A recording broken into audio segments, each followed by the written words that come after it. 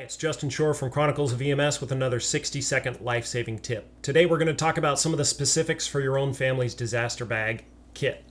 What I've brought here today to the studio is my own disaster kit should I need to evacuate the area. You're only looking at part of it, but important things you need to remember are foods that don't require water to cook.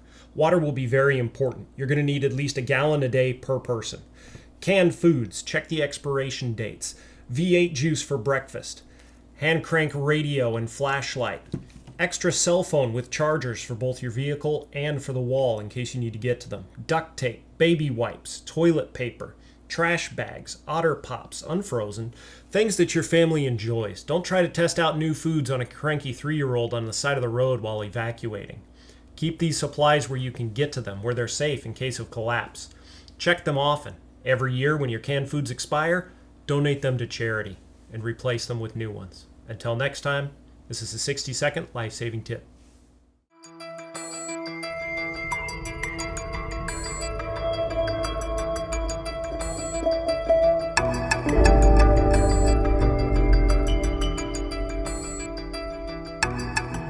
And there are the first social media save.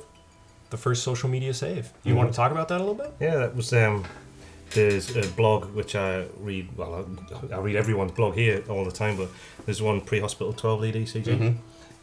Tom's blog, and a phenomenal resource on 12-lead ECG interpretation. And I teach 12-lead ECG in my service, but I've learned so much more reading his. And I was reading something which may be very common to a lot of people, but it's not something we look at in our service, a right ventricular infarct and stuff. And I was reading his blog, and I learned about it, and I learned about the importance of doing it when you suspect an inferior, you do right ventricular trace. And the next day, I had a patient who was developing an MI, but he didn't have enough elevation in his inferior leads to direct him to a PPCI centre. I thought, I'm going to do a right ventricular trace, which in that very small window, when that's present, I caught it, and then sent that off to the PPCI centre, and they went, oh, your ECG's not in our criteria, you can't send him. I says, I've sent you another one, look at his right ventricle, and they accepted him on his right ventricular trace, so he got his PPCI instead of going to a coronary care department. And that was through knowledge that I'd learned off reading someone's blog the day before. And I emailed Tom and said, look, just to let you know, this is what's happened, and he felt, wow. Yeah. But I can understand why other training establishments would feel very, very threatened about that. And why I didn't step out of any of my protocols or boundaries. I didn't do any treatment that I wouldn't be normally do. All I did was had another little look at his heart, from a different lead, just moved one lead. But to embrace it fully, and I assume it's a huge step for established training departments to let their students go off and learn all on their own off someone else's blog who you don't really have any quality control over. And that's the other thing that's hard for some services to accept. Because how do they know, as me as a practicing paramedic, that I'm learning correct stuff off reading this other blog? There's a leap of faith there, yeah. Because anyone can post anything. That's the internet. It could be anyone. Well, but perchance services would say, we approve 12-lead ECG blog or paramedicine101.blogspot.com. I learn a lot from that blog. I post there occasionally, but I really just go there to learn. And perhaps agencies might want to get in to see, hey, our employees would like this, and we trust the information that comes from the Happy Medic or from UK Medic 999 or Miss Paramedic or... Even Life Under the Lights. I'm not going to plug my own blog. Life Under the Lights, too. And I remember there's this blog that comes from this British guy who mispronounces a bunch of words, and and it had an EKG, and it was a really funky EKG. And I took a picture of my coworkers reading this EKG, and all going, huh? And I sent it to the author of the blog, and he thought that was cool. So yeah, it was cool. It was cool. But it's about sharing.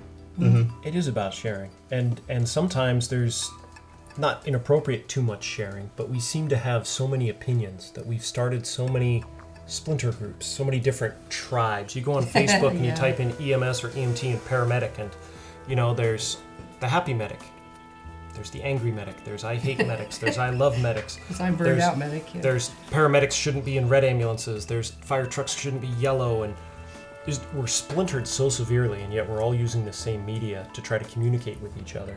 But there comes the next problem in that, because there's all these splinter groups forming up, it becomes your personal choice who you want to affiliate yourself with. And if you affiliate yourself with the wrong type of group, and it's an open group, your employers can then look and say, I don't approve of you being with that group, and it can affect a lot of things. And I can't remember who coined the phrase, it was probably someone very clever, more clever than me, this thing about whatever you put on the internet is there for life. Oh, yeah. You know, and there's too many people that are too quick to type something when they're in a bad mood and go, Q, and it's gone, and you can't take it back. And we've all read blogs, probably that we're not subscribed to anymore, but we've read blogs that we don't agree with what they're putting, and sometimes you read it and you think, oh, that's a bit close to the knuckle, like, you know. But it's a choice everyone has to make. We've chosen, that I feel, to do things the right way. You know, like we were talking about in the last episode, we regulate ourselves and we regulate our colleagues' blogs. We really are starting to do that, and it's a good thing. If one of you's read something on my blog and you thought that's a little bit identifiable, which I know hasn't happened yet, I would expect each and every one of me, I would expect an email that day saying, watch it, get it down, you know. Absolutely. And I would do it the same for everybody else. Well, what kind of feedback do you guys get to let you know, other than the story you just told, Mark, which was remarkable, that you're reaching people, that you're giving them positive input, that what you say means something to them? Mine's the personal emails. Yeah. You know, there's comments on the blog, which are great, and that's what stimulates the conversation on the blog. But every now and then, you get, because I just posted a story just 2 or 3 days ago. I was on station last week, 3 o'clock in the morning. I just got back, thought I'd get in the recliner. My iPhone went ping, and there was an email, and there was this beautiful story from someone who had been assaulted and had this really terrible injuries, and all she can remember is coming around and seeing these green trousers walking towards her, and obviously with a person in them. And that would have been just too freaky. And it was nothing about treatment or anything, but she just says the way this paramedic approached me and the way he dealt with me, I'll forever be in his debt. But I don't know how I could ever get that message out, so I'm just writing to you to thank all paramedics and for what you're doing and stuff. And it's the stuff like that. The EMS professionals that read blogs and communicate through blogs, they're spreading the professional side of it. But what really gives me a buzz is the members of the public who suddenly find that they're interested in what we do. TB Chick. Yeah. You know? Yeah, our first She's our real donator. Yep. She's and our groupie. she Our flew out fan. for the premiere. Yeah, I and know. That was so cool. just, I mean, no real affiliation other than she enjoys the blogs. She likes what we're doing, and she's gonna keep us in check. Yeah. When we go from city to city, filming the reality She'll probably be series. there. She'll probably come and say hi. And if we ever get out of line, not only do we expect our readers and our friends to keep us in line, but also her. So, by the way, PG just said you did a fantastic job there. I'd like to throw that out. Oh, thank you very much. And that post it you was a wrote good about the letter, that provoked an emotional response in me. I'm sitting there reading it, and But I'll just say one thing. That wasn't the post I wrote. That was her letter. her Yeah. You know, letter. she deserves the credit for Yes. that. You know, all I did was share it with everybody else. I got choked up a little bit. And I'm sitting there and I'm seething with anger about the person who assaulted her when she told the story of the assault, and I'm very happy she got treated, and I felt the emotion from that post. It was great content. It was probably cathartic for her to be able to do that. Oh, very much. Yeah. Very much. And all because of Facebook, Twitter, blogs. So let's. powerful. We'll address the question that our police colleague in the chat room asked a little while ago. Yes. He was asking from a UK perspective, but this is for all of us as well, how our respective employers see what we're doing. You know, and I'll talk about ours first because everyone knows that the Chronicles. I came over here and I experienced what you did. You came over to England, but unfortunately we weren't allowed to film. And a big part of that was down to my employers still feeling very uncomfortable about social media. You know, they supported what I did. You know, they gave me permission to blog, which I was so surprised at. It took them 7-8 months to actually come out and for the board to say, yes, we're happy for you to blog under your name, and you can mention where you work. But when it gets bigger and bigger and bigger, and because there's been problems with social media and people putting very inappropriate things on Facebook, which ended up being various disciplinary action and stuff, then it becomes a battle between them wanting to support us, but then if they support me and my blog outwardly and promote it, then what if the next person comes along and does something bad? How easy is it going to be to deal with them when they're supporting me?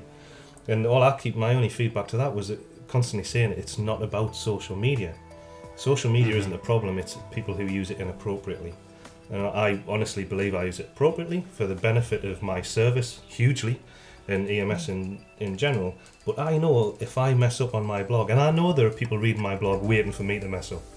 You know, just so I do. We've all got it. It's we my all duty. know, we all know there are people who are waiting for me to make that one slip. He'll go, "Have you seen what he's done?" You know, but that's what The keeps me naysayers. so safe. That and the fact that I've got a wife who's a paramedic and who supports me, and who, if I'm writing anything that I'm not immediately happy with, have a read of that, tell us what you think, should that go out or not. And there's been a good few posts where I've hit delete. You know? I think a lot of that might also come from this need for anonymity among some people who are looking to vent. When I started, I had to be anonymous because of the way that I was telling the stories. I needed to share my stories, but I needed to vent some steam. It was starting to affect my life. The job was. So I liken it to blogging is like screaming into an empty room. It is just so relieving. You can get everything out. It's like they say when you're mad, you should write a letter, set it aside, and then read it the next day, see if you feel the same way. Blogging is very much like that. What I didn't expect was people to come stand in the room and listen, and then find out that they had rooms that they were shouting into. And that whole network sprung up, and it wasn't until this opportunity with Mark came up in the Chronicles that I felt confident enough that this is going in the right direction. I'm going to go ahead and let my employer know where I am. But that was what a I'm doing. huge step for you to take. That was and a scary step. It was a scary step, and I had gone back through some of my posts that I thought were maybe not completely appropriate, and I pulled them. You know, I started policing my own words, going back and thinking, if I had written that now, would I still publish it? No, pull it. It comes down. Nothing too inappropriate, but you could just tell there was too much emotion there in the room with the patient, so I pulled it. When I went to the department and went to the chief of EMS's office and handed him a little fact sheet about what I was doing and with Mark, and pulled up the Happy Medic on his computer, he looked at it, and he looked at me, and he said, "This shouldn't be a problem, we knew about it." Ooh, really? So some of my coworkers had seen what I was doing and let the establishment know, and although they do not endorse my forum, I am not endorsed by my employer, they like what I'm doing with it, and what I'm trying to do with it, and with Mark and with Chronicles, and it's really turned into a positive thing that I'm not worried about getting fired because of it. It forces me to be better, and I'm really watching what I write about with that in mind. Well, and your department looks really good for having, when meeting the two of you and meeting Mark and embracing him. Good one by Greg. Yeah. Greg Friese, sorry, I'm just not meaning to just rolled off. Greg Friese said instead of, I'm going to get it up, keep talking while I get this back, because that was a really good point. Instead of monitoring and shutting down employee social media efforts because of negativity, employers should focus on improving employee morale and organisational culture, making it so they don't feel negative in the first place. Good point. Well, right. that would be wonderful. If we were all in a good mood, we'd never have to blog and be Yeah, out. it would always be positive. Yeah. What Well, a great day Does I've social had. media disappear if we Yeah. ever had any negativity? No, it wouldn't, because once you're in it, Yeah. then you realise the positive side of social media is meeting Educational side. so many more people. The world becomes a very, very small place very quickly. Yeah. So, is it going to get bigger and better? Social media? I mean, what's next?